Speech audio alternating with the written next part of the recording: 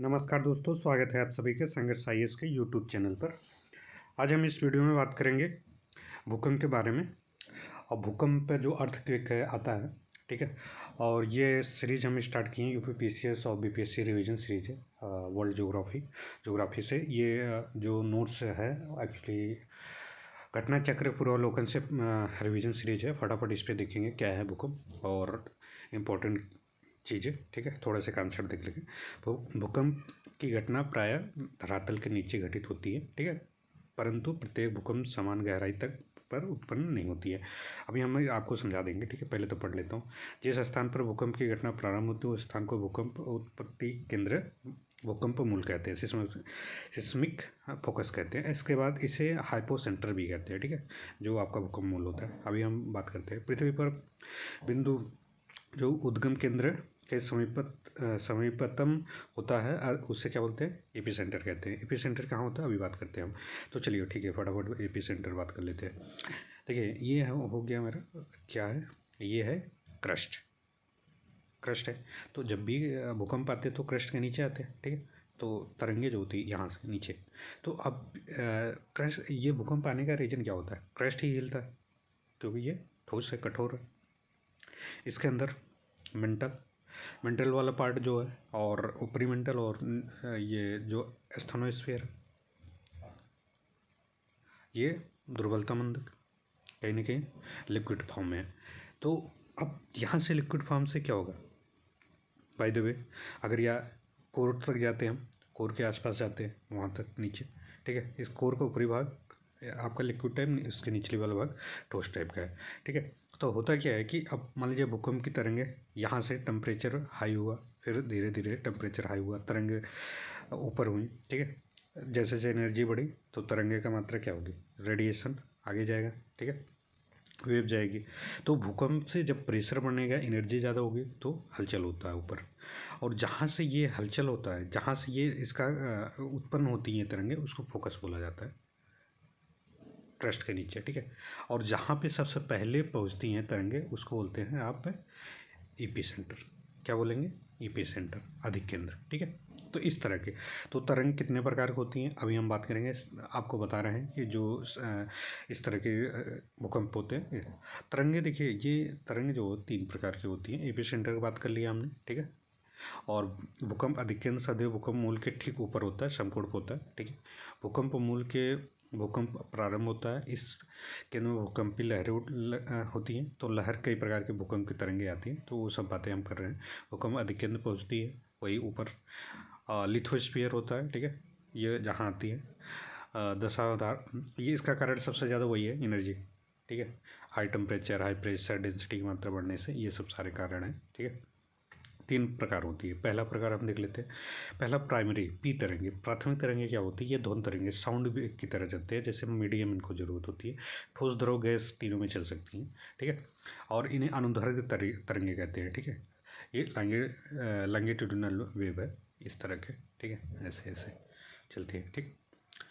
ये तरंगे सबसे अधिक तीव्र होती हैं। इनकी तीव्रता इनके मार्ग में पड़ने वाले चट्टानों की सघनता पर निर्भर करती है। इनकी तरंग तीव्र होने का सबसे बड़ा कारण क्या है, इनकी डेंसिटी। जो चट्टान होते हैं ठोस होते हैं, ये ठोस, द्रव, गैस तीनों अवस्थाओं में चल सकती है, ठीक है। ये देख लीजिए, ठीक, मोस्ट इंपॉर्टेंट।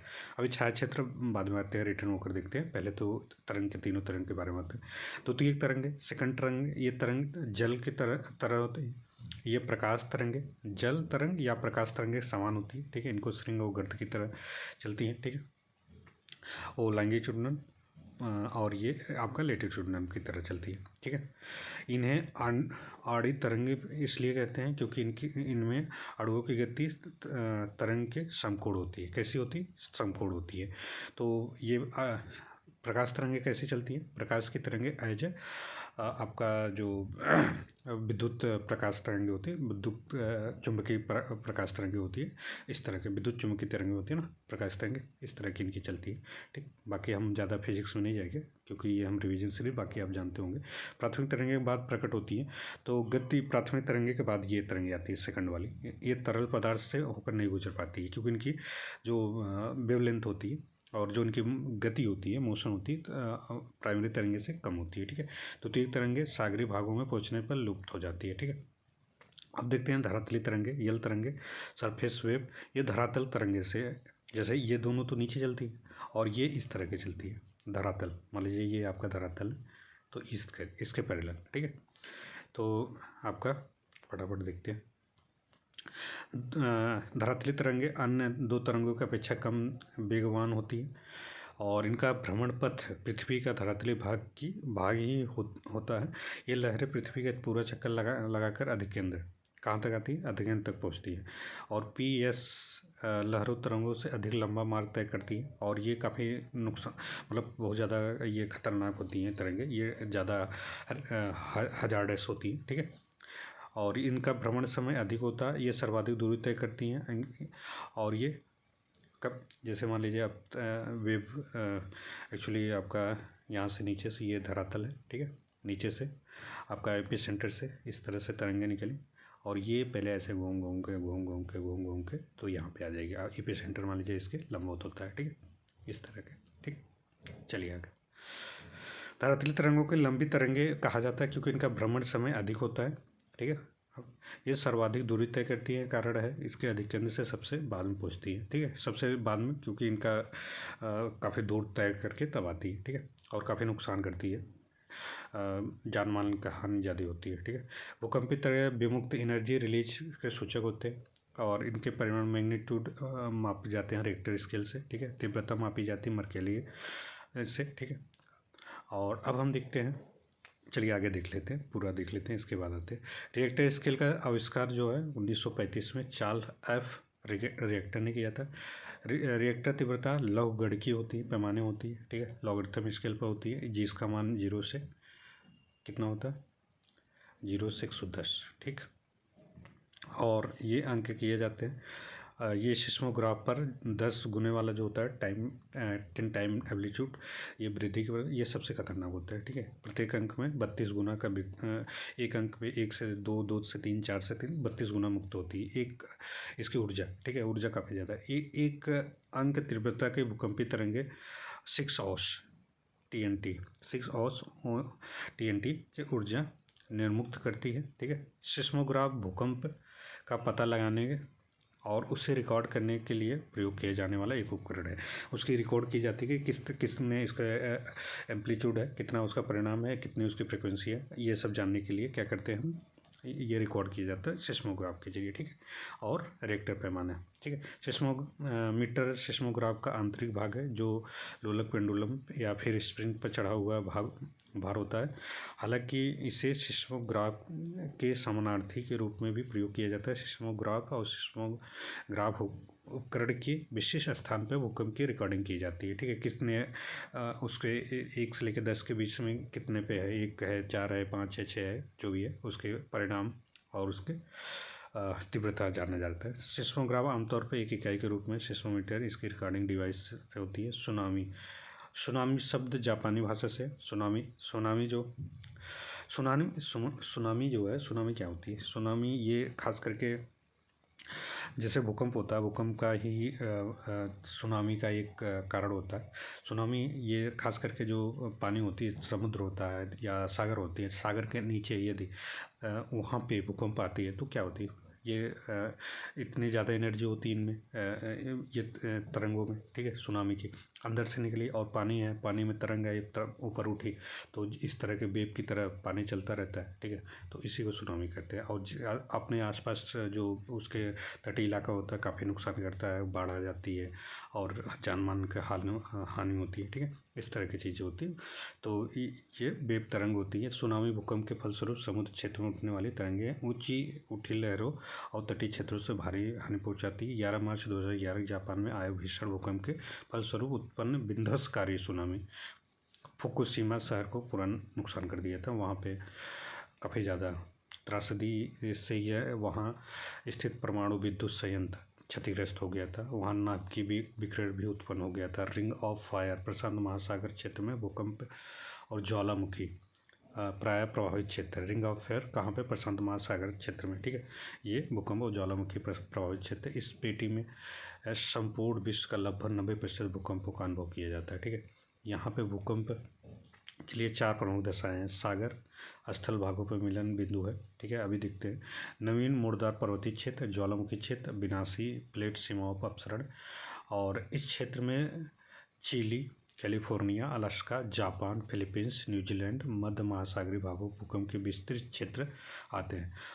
भारतीय उपमहाद्वीप में उत्तर पश्चिमी क्षेत्र भूकंपी ग्रहणशील है, जिसका प्रमुख कारण प्लेटों के सीमांत पर इसकी अवस्थिति है। इस क्षेत्र में भारतीय प्लेट और यूरेशियन प्लेट का मिश्रण होता है। भारत का भूकंप क्षेत्र मध्य महाद्वीपीय प्लेट मिड कॉन्टिनेंटल बेल्ट अंतर्गत सम्मिलित किया जाता है। मध्य महाद्वीपीय प्लेट के पुवार्डे द्वीप के प्रारंभ होता है। पुर्तगाल से होकर भूमध्यसागर अल्प भूकंपों को सम्मिलित करता है, ठीक है। चलिए फटाफट हम देख लेते हैं कि ये प्लेट क्या होती है। प्लेट कुछ नहीं होती यार। प्लेट एक जो हमारा ये स्थल मंडल, ये क्रस्ट है, जो भूप्रपट्टी है, ये भूप्रपट्टी है, ठीक है। तो ये भूप्रपट्टी जो है आपका क्रस्ट है, ये क्रस्ट क्या है, ये किससे मिलकर बना, प्लेट से मिलकर बना है। हैरियस ने बताया प्लेटों से मिलकर बना। तो प्लेट कई प्रकार की होती है। तो जो बड़ी प्लेटें होती हैं करीब ये 7 होती हैं, बाकी छोटी छोटी प्लेटें होती हैं, ठीक है। तो इस तरह की प्लेटें होती हैं। मान लीजिए फटाफट हम देख लेते हैं प्लेटें क्या होती हैं। ये इनकी प्लेटें चलने का जो रीजन होता है, ये मान लीजिए आपका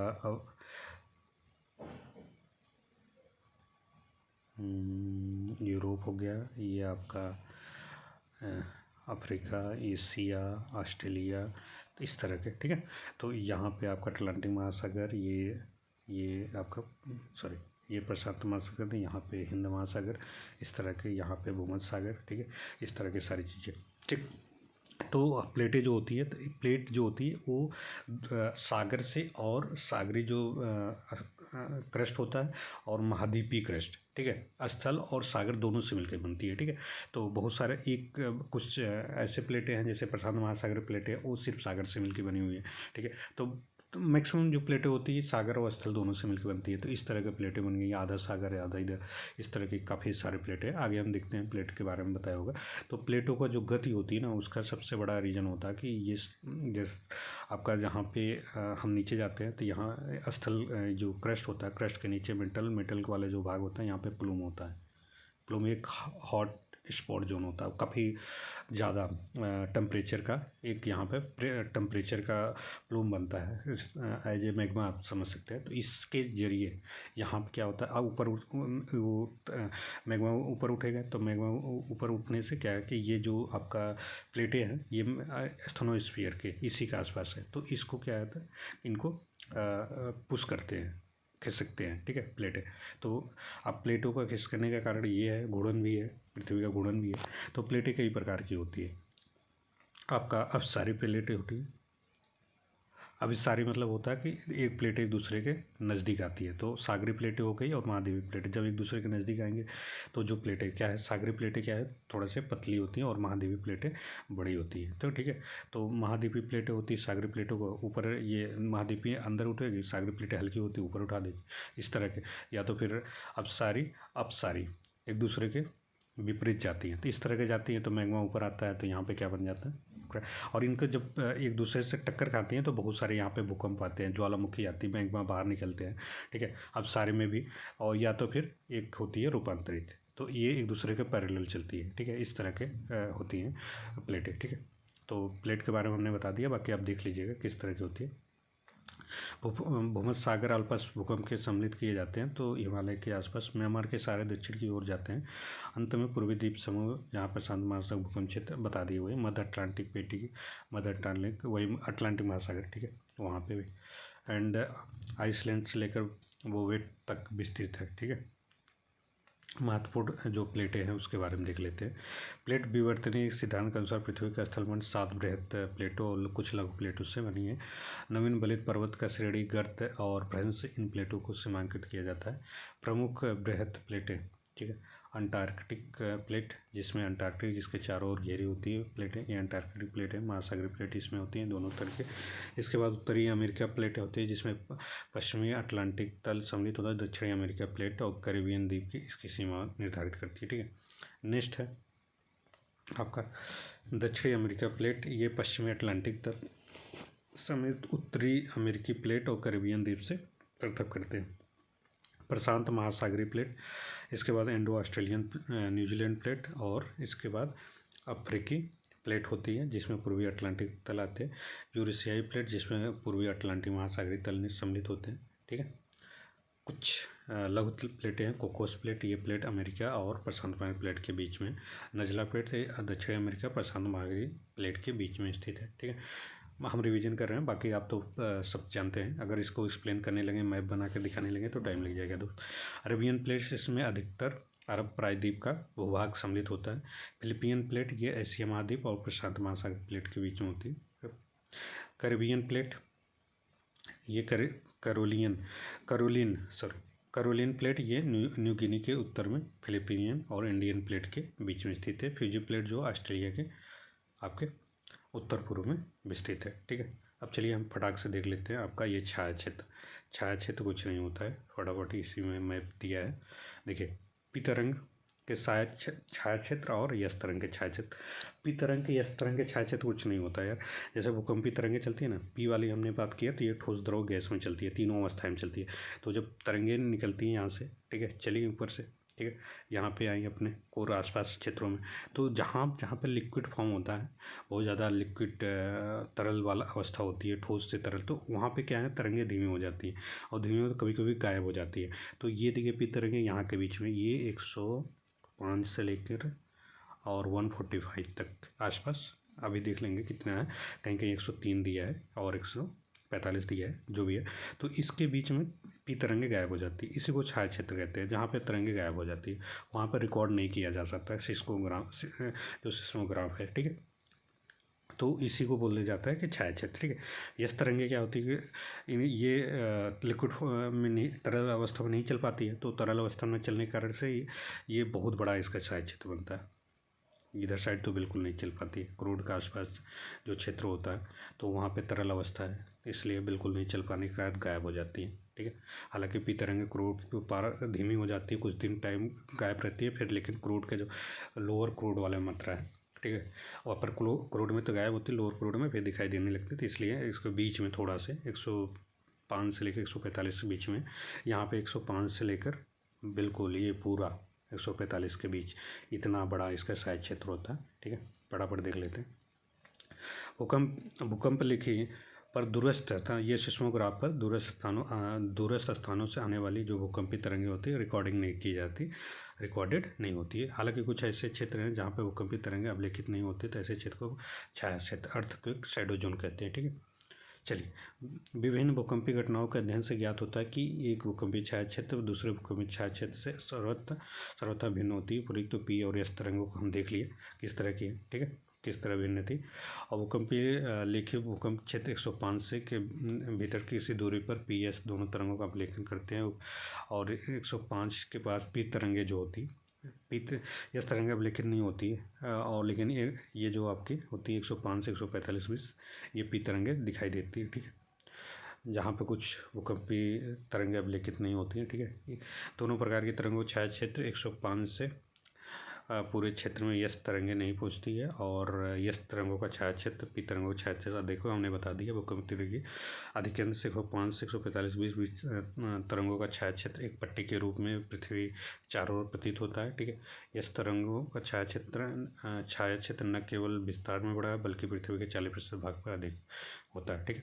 ये सारा आपका भूकंप से रिलेटेड था इसका, ठीक है, हमने देख लिया। भूकंप में यस तरंग आपका पी तरंगे हमने देखा प्राइमरी, ठीक है, प्राइमरी वेव देख लिया हम। यस तरंगे देखिए, सेकेंडरी, यल, लॉन्ग, तीनों तरंगे देख लिए, ठीक है। तो और भूकंप क्या होता है, कैसे आता है, ये सब थोड़ा सा देख लिया, ठीक है। बाकी आप रिवीजन कर लीजिएगा बुक से अपने, ठीक है। Thank you so much.